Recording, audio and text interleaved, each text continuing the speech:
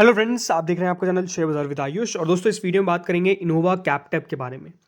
तो दोस्तों, आज इनोवा कैपटैप की लिस्टिंग थी। ज़रूर लिस्टिंग कुछ खास आपको दमदार होती हुई देखने को नहीं मिली। जैसा मैंने कहा, उम्मीद से थोड़ी सी कम हम कह सकते हैं। आज यहाँ पर इनोवा कैपटैप की लिस्टिंग हुई, बट वो लगातार ही आईपीओज़ के अंदर आपको लिस्टिंग देखने को मिल रही है, जो थोड़ी सी एक्सपेक्टेशन से बिलो हो रही है। एंड सेम यहाँ पर भी हुआ। लेकिन उसके बाद का जो मूव था वो अपने आप में काफ़ी ब्रिलियंट था, काफ़ी शानदार था, क्योंकि अपर सर्किट स्टॉक में लगता हुआ देखने को मिला है। तो इस वीडियो में ये समझेंगे कि क्या इनोवा कैपटैप यहाँ से एक बड़ी रैली आपको करता हुआ देखने को मिलेगा, क्योंकि आज लिस्टिंग के बाद काफ़ी समय के बाद एक स्टॉक हमको देखने को मिला, आईपीओ देखने को मिला है, जो बेसिकली अपर सर्किट लगाता हुआ नजर आया। क्योंकि हाल फिलहाल में अगर आप देखेंगे, जो भी कंपनीज लिस्ट हो रही है, हाँ ज़रूर देखिए, वो 5-5% वाले आप बोलेंगे कि वो तो है ना, बट 5-5% वाले नहीं, 20% वाले की मैं बात कर रहा हूँ। तो यहाँ पर अपर सर्किट लगता हुआ नजर आया। तो यहाँ से कितना और आपको चेंज आता हुआ देखने को मिलेगा, इसके बारे में हम इस वीडियो में बात करेंगे। तो वीडियो को देखिएगा पूरा ज़रूर। सो फ्रेंड्स, इनोवा कैपटैप की लिस्टिंग ज़रूर थोड़ी सी म्यूटेड देखने को मिली। मतलब स्टॉक जो है वो बीएसई पे ऑलमोस्ट 1.81% के प्रीमियम के साथ लिस्ट होता है, करीबन 456.10 की प्राइस पे। वहीं एनएसई पे जो लिस्टिंग हमको देखने को मिली वो अराउंड 452.10 पर देखने को मिली। तो लिस्टिंग ज़रूर म्यूटेड थी। लिस्टिंग ऐसा नहीं था कि बहुत आपको फायरवर्क्स देखने को मिले, बट ऑन एंड ऑल जो इंपॉर्टेंट बात है वो यही है कि कंपनी के स्टॉक के अंदर आपको बाद में तेज़ी देखने को मिली। देखिए, एक बात आपको समझनी पड़ेगी, आईपीओस के अंदर भी ज़रूर दोस्तों एक थोड़ा सा टाइम आपको चेंज होता हुआ देखने को मिल रहा है। टाइम चेंज कैसे होता हुआ देखने को मिल रहा है, रीज़न सिंपल है। पहले जहाँ पे देखिए आईपीओस की लिस्टिंग काफ़ी शानदार हो रही थी, अब वो थोड़ा सा टाइम भी हमको जाता हुआ देखने को मिल रहा है। जाता हुआ देखने को मिल रहा है तो इसका मतलब ये नहीं है कि आईपीओस के अंदर आपको फिर से वो समय देखने को नहीं मिलेगा, ज़रूर देखने को मिलेगा, बट ज़रूर अभी थोड़ा सा नेगेटिविटी था। इसके कारण हम कह सकते हैं कि दोस्तों आईपीओज ने उतनी अच्छी लिस्टिंग नहीं दी। वैसे तो देखा जाए तो मेन बोर्ड के आईपीओज में ज़्यादा दिक्कत देखने को मिल रही है।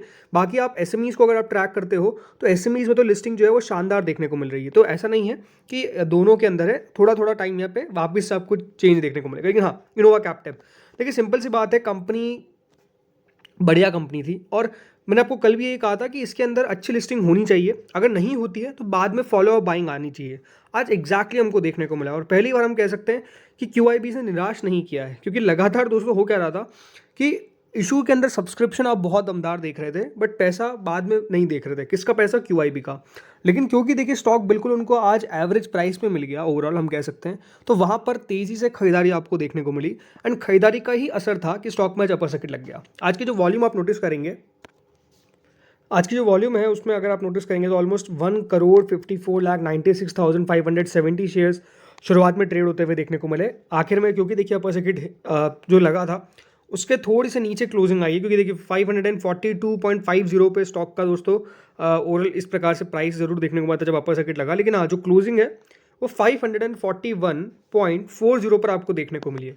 तो क्लोजिंग जरूर अपर सर्किट पे एग्जैक्टली नहीं आ पाई, बट स्टिल हम उसको क्लोज टू अपर सर्किट ही बोलेंगे। एंड बहुत ज़्यादा चांसेस है कि ये जब मंडे को ओपन होगा, यानी 1 जनवरी का जब ओपन होगा, तो एक गैप अप ओपनिंग वहाँ पर भी हमको देखने को मिल जाए। उसमें कोई बड़ी दिक्कत वाली बात नहीं होने वाली कि गैप अप ओपन ये हो सकता है। एंड आज मेरे को ये देखना है कि इसके अंदर क्या कोई बड़े फंड ने पैसा डाला है कि नहीं।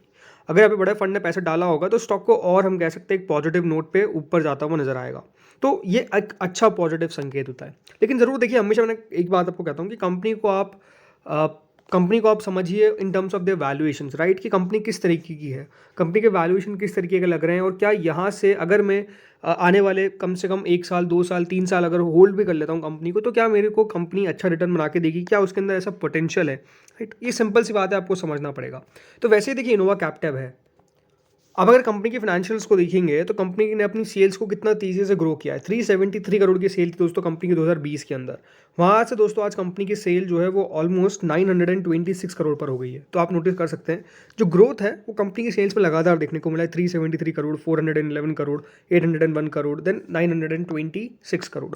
हाँ, ज़रूर एक चिंता का सबक हो सकता है, वो यही है कि थोड़ी सी कंपनी के मार्जिन्स जो उस तरीके से मेंटेन होने चाहिए थे वो नहीं हो पाए। 14%, देन 13%, देन 12%, देन फिर 12%।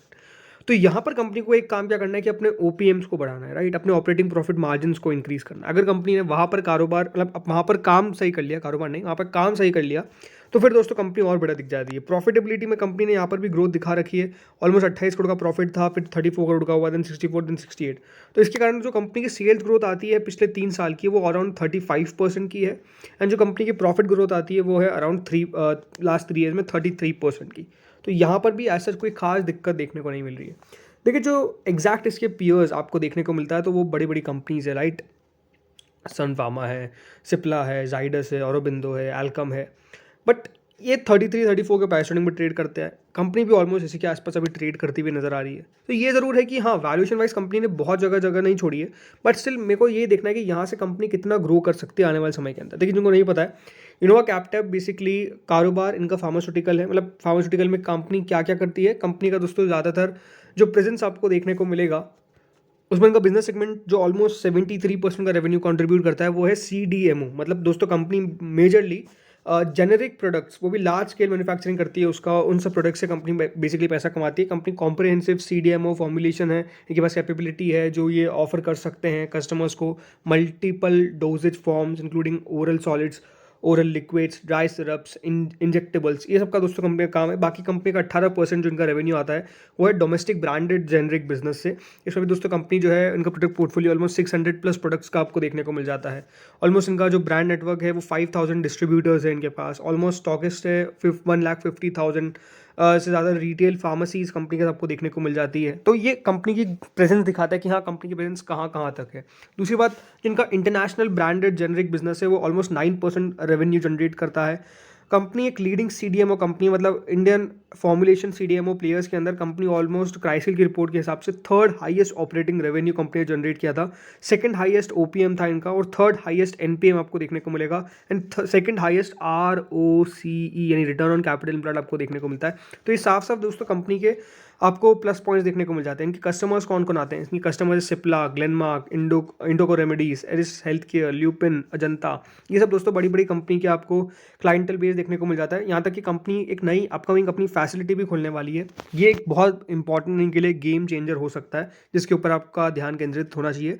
कंपनी दोस्तों ऑलमोस्ट 2,40,916 स्क्वायर फीट का नया फैसिलिटी ओपन करने वाला है जम्मू के अंदर। और आई थिंक इससे कंपनी की मैन्युफैक्चरिंग फैसिलिटी जो नई ओपन होगी उससे कंपनी के प्रोडक्शन पे काफ़ी बड़ा असर पड़ता हुआ देखने को मिलेगा एंड कंपनी और भी ज़्यादा दवाई यहाँ पे प्रोड्यूस कर पाएगी। तो आई थिंक ये कंपनी के लिए एक बड़ा गेम चेंजर हो सकता है क्योंकि कंपनी और ज़्यादा देखिए सप्लाई कर पाएगी और डिमांड को मैच कर पाएगी। बिकॉज याद रखिए एक फार्मास्यूटिकल एक ऐसा बिजनेस है जो मेरे हिसाब से एवरग्रीन है। मतलब यहाँ पर आप सबको पता है कि जिस तरीके की भी करंट सिचुएशन है हेल्थ को लेकर, ये आपको पता है कि कुछ खास यहाँ पर आपको बड़ा चेंज आता हुआ देखने को नहीं मिलेगा। तो बिल्कुल ऐसी कंपनीज जो फार्मास्यूटिकल कंपनीज है इनकी ग्रोथ आपको हमेशा देखने को मिलेगी। लोग बीमार होना थोड़ी कम बंद कर देंगे, राइट। लोग ओवरऑल बात ये सिंपल सी बात है, अगर आप सोचेंगे तो जैसे बीमारी है वो आपको हमेशा आती हुई देखने को मिलती है। एंड जिस तरीके से दोस्तों कोविड आया तो आई थिंक इससे और एक और बड़ा चिंता ये बन गया लोगों के बीच में कि अब कुछ भी थोड़ा बहुत भी होता है तो लोग सबसे पहले चेक करवाने जाते हैं, राइट। तो अपने आप में देखिए इन सब के बिजनेस पे कोई फर्क आपको खास पड़ता हुआ देखने को नहीं मिलने वाला है एंड ये लगातार ग्रो करते जाएंगे। ये सारी कंपनीज, एक ही नहीं, मैं इनोवा की बात नहीं कर रहा हूँ, लेकिन हाँ ऐसी कंपनीज जो है उनके अंदर ग्रोथ देखने को मिलेगी। कंपनी रिसेंट एक्विजिशन हुआ था जिसमें कंपनी को एक्वायर किया गया था शेरॉन के अंडर CIRP, जो ऑलमोस्ट इनके द्वारा इन्फ्यूज़ किया गया था 195.40 करोड़। तो ये भी कंपनी के लिए एक इंपॉर्टेंट बात थी। बाकी इनका खुद का रिसर्च एंड डेवलपमेंट का इंफ्रास्ट्रक्चर है, एक डेडिकेटेड लेबोरेटरी है और कंपनी ऑलमोस्ट मैन्युफैक्चरिंग फैसिलिटी जो बद्दी में इनकी है और एक एडिशनल कंपनी ने किया था वहाँ पर ऑलमोस्ट एक नया R&D सेंटर खुला था पंचकुला के अंदर हरियाणा में। तो वहाँ पर ऑलमोस्ट 29 साइंटिस्ट और इंजीनियर्स हैं जो वर्क करते हैं। तो आई थिंक कंपनी ने अपने फ्यूचर को लेकर काफ़ी कुछ सोच रखा है और जो मुझे लगता है कि आज यहाँ पर एक बड़ा कारण है वही बाइंग में तब्दील हुआ। बिकॉज याद रखिए इन्वेस्टर्स बाय कब करेंगे जब कंपनी के अंदर उनको फ्यूचर लगेगा कि हाँ ग्रोथ हो सकती है। बाकी सिंपल सी बात है दोस्तों, आज स्टॉक में अपर सर्किट के आसपास ही देखिए बंद हुआ है। तो यहाँ पर मंडे को एक गैप अप ओपनिंग होगी और देखते हैं कहाँ तक जा सकता है, क्या 600 का लेवल ही टच कर पाएगा, देखने वाली बात होगी। बट दोस्तों इस वीडियो में तो इतना ही था। होपफुली आपको वीडियो बढ़िया लगा होगा। आपका टारगेट्स का इनोवा कैप्टेप का कमेंट सेक्शन में जरूर बताइएगा। Thank you.